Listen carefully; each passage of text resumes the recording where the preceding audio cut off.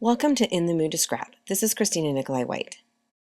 In this layout, I am documenting an online course that my friend and I are taking from Brene Brown. It requires us to take a picture of ourselves. We had a lot of fun doing this together, so I decided to take a lot of our still photos and put them into a photo strip format. To inspire me, I collected a few items for my mood board. These are a few images of random photo booth strips and how they've been used or displayed, or collages of black and white imagery together. I liked some of the patterns in the black and white photos, the stripes and the chevrons and a few of those things, but I also knew that I wanted to add a few pops of color in my layout.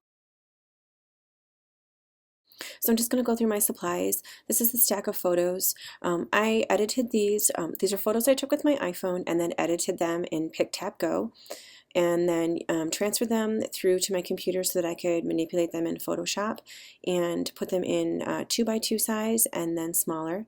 And then these single shots are 3x3, and I printed those on my computer before getting started. For my layout, I am going to be doing a 2-page layout, so I'm using a couple of sheets of craft cardstock. And these are papers that I've had laying on my desk from a previous project that I have ongoing that I'm working on, so I'm just going to keep using them. I like the black and white papers. These are from the Dear Lizzie collection, the Polka Dot Party, and I'm thinking I'm going to use those. This is from Webster's Pages, another Dear Lizzie paper that I'm looking for the black and white stripe. The other ones I had in the beginning were from Crate paper. I may use this vellum from Studio Calico. I like the stars, the constellations. This is another Dear Lizzie paper. This is Studio Calico from the That Away collection. Just like I said, these are a few scraps that I had on my desk from a previous project that were black and white with a little pops of aqua that I really enjoyed that I'm pretty sure I'm going to use also for this project. These are some letter stickers from Jelly Bean Soup. I'm not sure if I'm going to use them yet, but I wanted them on hand just in case. I'm pretty sure I'm going to use this camera. This is from the Maggie Holmes Flea Market collection by Crate Paper. These are some Dear Lizzie embellishment packs. These are some tags. I'm not quite sure what I'm going to use yet. I know I want to create some layers in my layout with some papers and things, so I grabbed these just in case to see if there were things I wanted. These are this is the die cut pack. There's a few items in here I was thinking about using. I'm going to kind of play around with things once I get it laid out, and we'll see how they look. These are some transparency photo layovers. This is just some white cardstock that I'm going to be using. Then I just want to lay these down so you can see what they look like. These are like meant to look like a slide holder or an Instagram photo or photo filter. I like to use them over the tops of things. These are the slide frame holders from the Pure Crate Paper. I am going to be using paint. This is black paint that I put into my little palette with my paintbrush, and I'm going to be using that white cardstock. I know I'm going to be using some embellishments. These are some of the 2-piece flare and arrow clips and some wood veneers. And these are some of our 2x2 wood cards that we make in-house at 2 Peas in a Bucket. These are nice and thin little wood veneers that have like a paper backing, and you can cut them or put them into a pocket. I know I'm going to be using a couple of these. Before I get started creating my page and creating my layers, I'm going to do my title. I have, as I said before, some acrylic paint in here. This is just plain black acrylic paint that I've added quite a bit of water to. I like to get it really watered down and on my paintbrush and do my script first. I'm going to create just my first layer here. I'm going to do multiple layers and levels of the paint, but I like to make sure I get this down first so that I know exactly where I want my letters to be and then make sure that the spacing feels right. I'm going to go back in several times then and create thicker letters once I make sure this is what I want this to look like.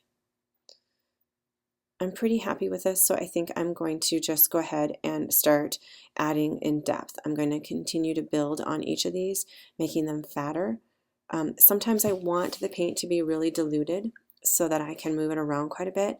I'm going to just make them thicker first, not really dark yet, just adding thickness to each letter in the spots that I feel like I want them to be thicker. And sometimes I want that to be really diluted. I'm going to go back in and do another layer later where it's really dark, but this will be more like a shadow behind it.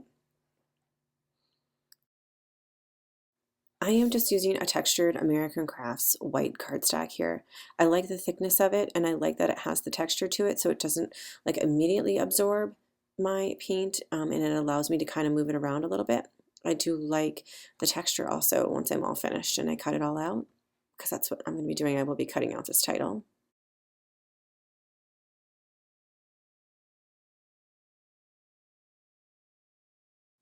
So I'm gonna let that one dry a little bit and go up here and add more depth to this life word up here, doing the same thing that I did down there in the word changing.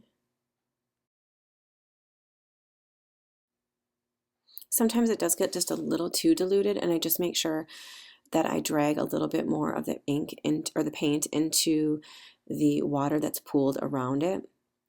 I've created kind of a puddle in here where there's kind of a thick paint in the middle, a big blob in the middle, and I've created a pool of water all the way around it. So sometimes I just need to drag a little bit more paint into that water that's sitting around the outside. I'm going to now go ahead and add a little more of that paint, drag it around a little bit, get more paint into that pool of water to make it a little bit darker, not quite so diluted, so that I can go back in and add the thicker black word or letters here. And I'm just going to go over this, slowly building upon this with each time that I'm going over it.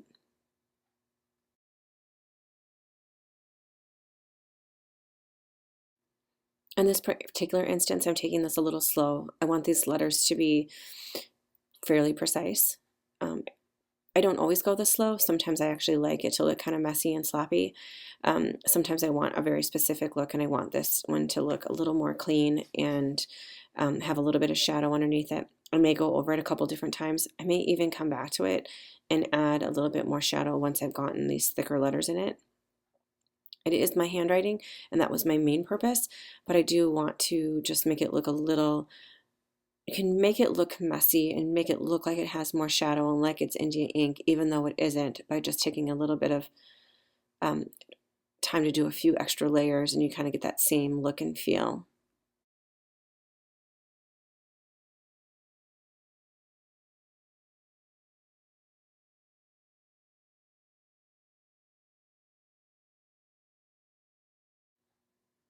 Add just a little bit more shadow to this one, and then I think I'm going to set it aside to dry before I cut it out and go on to building my page.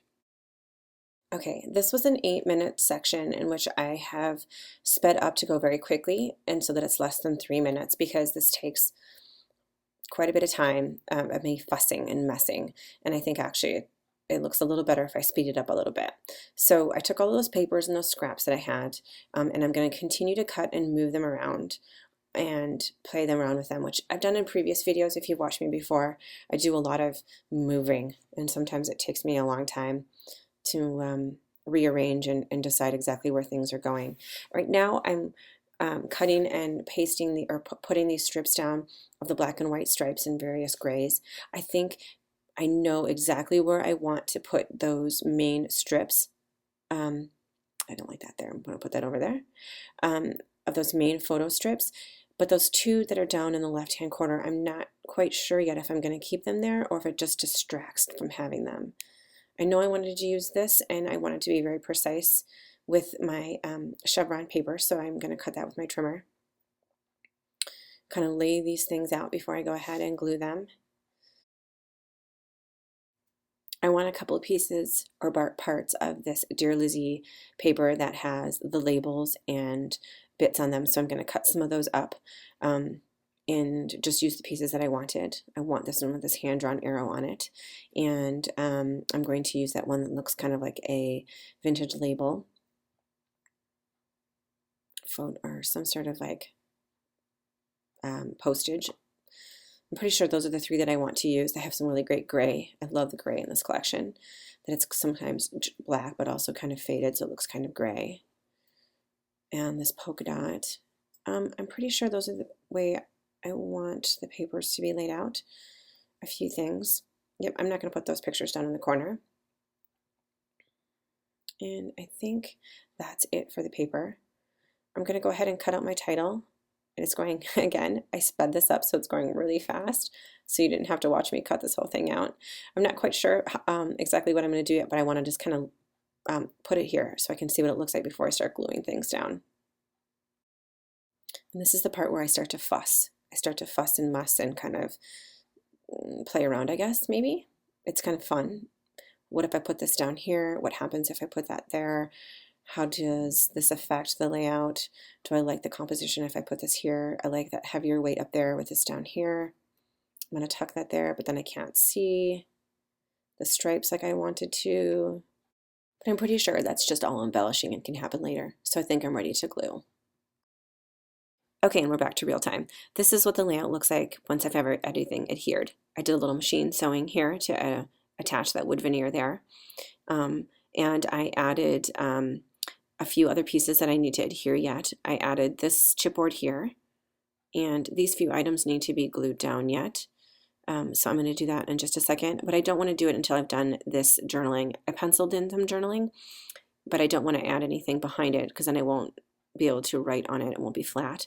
I'm just going to test my pen on this piece of extra paper for really quickly. Make sure that my pen works the way I want it to, and I'm just going to go ahead and handwrite this out up here. I did test this with some letter stickers first and didn't like the way it looked and decided to handwrite it instead. And then I'm going to go ahead and write down here as well and erase my pencil markings before I go ahead and start gluing things down. And now I can start embellishing. I'm going to just use a regular adhesive runner on the back of this wood veneer card. It's got paper backing, so it should stick just fine. I don't need to machine sew this one down. I just wanted to, and the other one more for decorative effect. And I'm going to use the same tape runner on the back of this chipboard adhesive. Just make sure that it's secured down. I'm not quite sure yet exactly which of these wood veneers I'm going to put in here. I'm not sure if I want to put that there. Just kind of moving it around a little bit to see exactly. I kind of liked it with just that little asterisk inside. I'm going to go with the heart. I'm going to use my same tape runner on the wood veneer. I find that it actually works out okay. I'm going to use just a three-dimensional glue dot on the back of. This is one of our flares that we've done at 2Ps. I like the double arrows, the changing. It's got a really great symbolism. And I'm going to use this ampersand one over here. Again, just using a 3D glue dot over there. And let's see. I may just put him right there.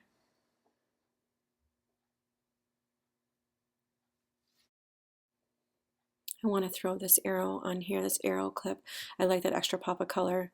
I love these arrows on both sides, leading the direction of your eye to the center, to the photos that I created with the Dear Lizzie chevron paper that I cut out. Those arrowheads, I love those. And I want to continue that direction with these other embellishment pieces. It's always a great little tool to use the arrows. They're not just a really fun imagery and icon right now that is really trendy and everybody loves to use, but it's just really a great storyteller too, and a great little tool for you to use. I do find that it is easy to grab those things that are on my desk like this. I can have these piles of embellishments like the wood veneers and the paper clips. They tend to get added to my layouts a lot because they're easily accessible and laying here. And that just is kind of fun just to play with them and move them around and add them to your layout. I'm just going to continue embellishing this and adding a few more items, maybe even some of my enamel dots that I love, and maybe even a few other items. We'll see. I'm just going to quickly finish this up though before I move on.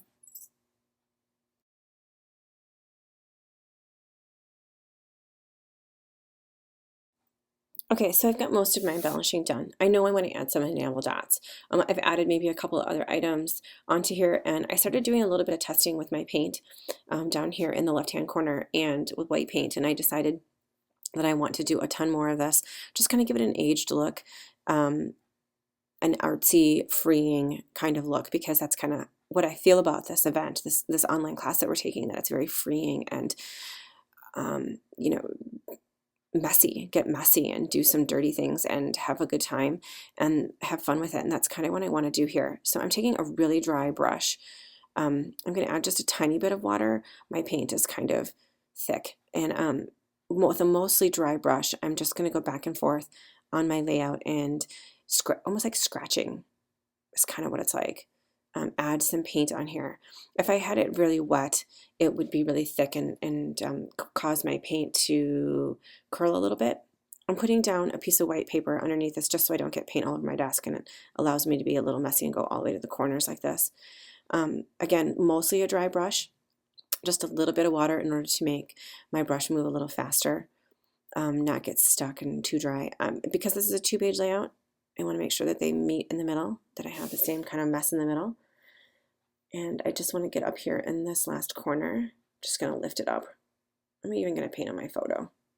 Add a little bit of extra paint. Add some mess over here.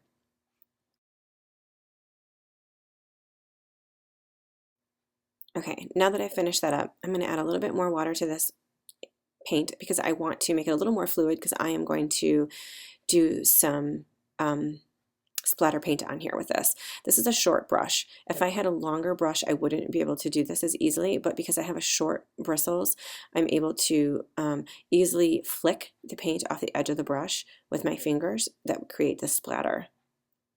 It's really easy.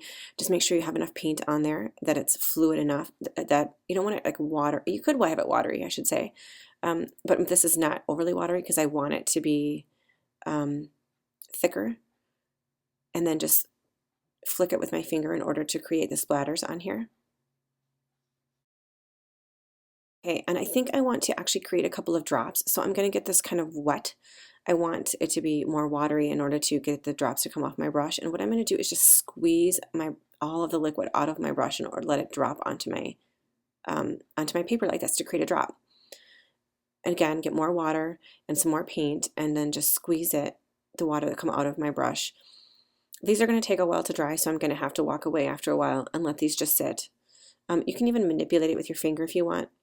Put a little paint on that tip of your finger. I had a little bit on there from when I squeezed it off of the brush, so I just set it carefully down onto the piece of paper to create another drop.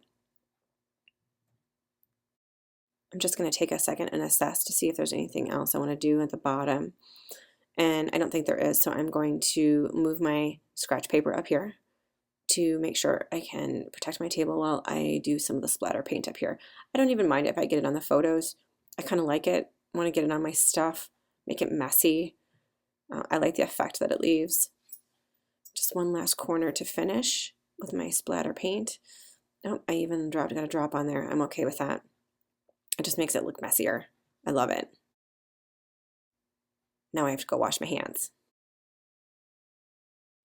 And this is the completed layout. Everything has dried. All of the paint drops have dried. I added a few enamel dots here and there in pink and teal colors just to add a few more pops of color.